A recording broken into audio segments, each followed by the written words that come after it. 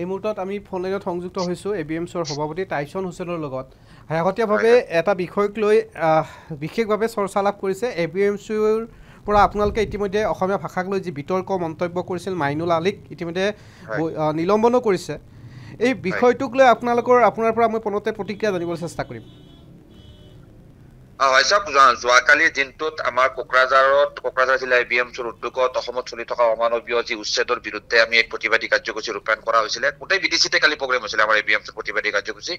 তো সেই কাৰ্যসূচীৰ সময়ত ABMCৰ কেন্দ্ৰীয় সমিতিৰ কাৰ্যকাৰী সভাপতি মাইনুদ্দিন আলী ডাঙৰীয়াই অকৰ্তৃত্বশীলভাৱে ABMCৰ নীতি আদৰ্শ আৰু স্থিতিৰ বিপৰীতে গৈ ABMCৰ বিগত দিনৰ যি কৰ্মসূচীৰ বিপৰীতে গৈ ABMCৰ অসমীয়া ভাষাক লৈ যি স্থিতি গ্ৰহণ কৰি আহিছে তাৰ বিপৰীতে গৈ অসমীয়া ভাষা সন্দৰ্ভত যি বিতৰ্কিত মন্তব্য আগবঢ়াইছিলে, মন্তব্যত আচলতে আমি ABMC আচৰিত হৈছো। আৰু ABMC পৰিয়ালে যিহেতু ABMCৰ মজিয়াত থাকি তেখেতে এনেকুৱা ধৰণৰ এক অবাঞ্ছিত বা অসমীয়া জাতি গঠন প্ৰক্ৰিয়াত মানে বাধা আনিব পৰা মন্তব্য কৰিলে, সেই মন্তব্যৰ বাবে আমি দুখ প্ৰকাশ কৰিছো। আৰু আমি ABMCয়ে ততাতৈয়াকৈ কয় যোৱাকালিয়ে যেতিয়া বাতৰিটো সম্প্ৰচাৰ হৈছিল তাৰ লগে লগে আমি ষ্টেটমেণ্ট দি কৈছিলো যে এই মন্তব্য মাইনুদ্দিন আলীৰ ব্যক্তিগত মন্তব্য, ইয়াৰ কোনো কাৰণতে ABMCৰ মন্তব্য হ'ব নোৱাৰে। আৰু আজি আমি ABMCয়ে আলোচনা মৰ্মে তেখেতক আমাৰ ABMCৰ পৰা নিলম্বন কৰা হৈছে। আৰু আপোনাৰ এই সামগ্ৰিকভাৱে গোটেই বিষয়খিনিৰ ওপৰত আমি সংবাদ মেল দি আমাৰ স্থিতি স্পষ্ট কৰিছো।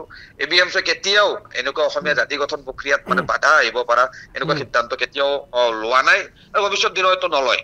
আপোনালোক সংবাদ মাধ্যম নিশ্চয় সাক্ষী যে আমিও ABMCৰ যিসমূহ বাৰ্ষিক আপোনালোকৰ অনুষ্ঠান আছে এই অনুষ্ঠানসমূহত দেখিছোঁ বিভিন্ন জাতি ধৰ্ম বা সাহিত্যিক বুদ্ধিজীৱী সাংবাদিককে ধৰি সকলোকে আপোনালোকে সম্বৰ্ধনা দিয়াৰ পৰা আৰম্ভ কৰি অসমীয়া ভাষা সম্পৰ্কে বিভিন্ন ধৰণৰ আপোনালোকৰ অনুষ্ঠান কৰা আমি দেখিছোঁ।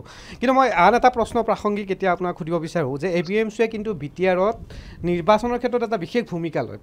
প্ৰতি নিৰ্বাচনতে এইবাৰ এই উচ্ছেদ সমান্তৰালভাৱে মুখ্যমন্ত্ৰী ডক্টৰ হিমন্ত বিশ্ব শৰ্মাৰ যি শেহতীয়া মন্তব্য আৰু এতিয়া বৰ্তমান UPPL BJP BPF কংগ্ৰেছ সকলো BTRত ABMCৰ ভূমিকা কি হ'ব? আপোনাৰ সভাপতি হিচাপে পোৱাৰ কাৰণে মই এই প্ৰশ্নটো কৰিলোঁ।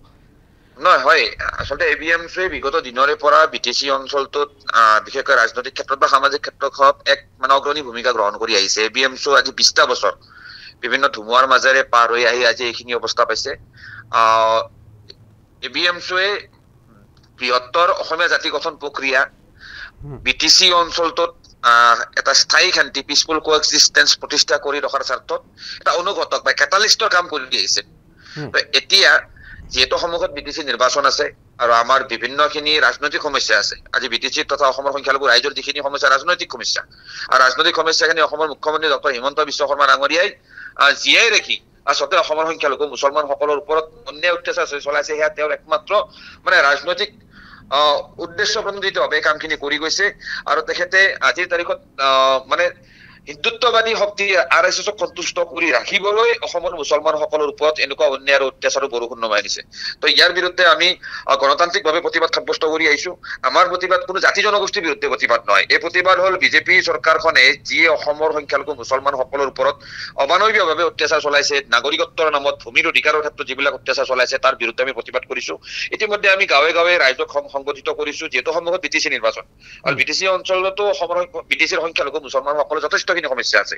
তো আমি BTC অঞ্চলৰ বিশেষকৈ যিহেতু ইয়াত আমি দ্বিতীয় সৰ্বাধিক জনসংখ্যা থকা জনগোষ্ঠী ধৰ্মীয় সংখ্যালঘু মুছলমানসকল আৰু ধৰ্মীয় সংখ্যালঘু মুছলমানসকলক প্ৰতিনিধিত্ব কৰা অন্যতম একমাত্ৰ জাতীয় সংগঠন ABMCয়ে এই BTC অঞ্চলৰ বিশেষকৈ বড়ো ভাইসকলৰ ৰাজনৈতিক আত্মনিয়ন্ত্ৰণৰ অধিকাৰৰ সংগ্ৰামখনক সন্মান জনাই তেখেতসকলে যি দীৰ্ঘদিনীয়া সংগ্ৰামৰ মাজেৰে 6 শিডিউল পাইছে সেই ব্যৱস্থাৰ প্ৰতি সন্মান জনাই সংখ্যালঘু জনগণৰ মানে নাগৰিক অধিকাৰ প্ৰতিষ্ঠা হোৱাৰ স্বাৰ্থত আমি নিশ্চয় ABMCৰ ভূমিকা ল'ম।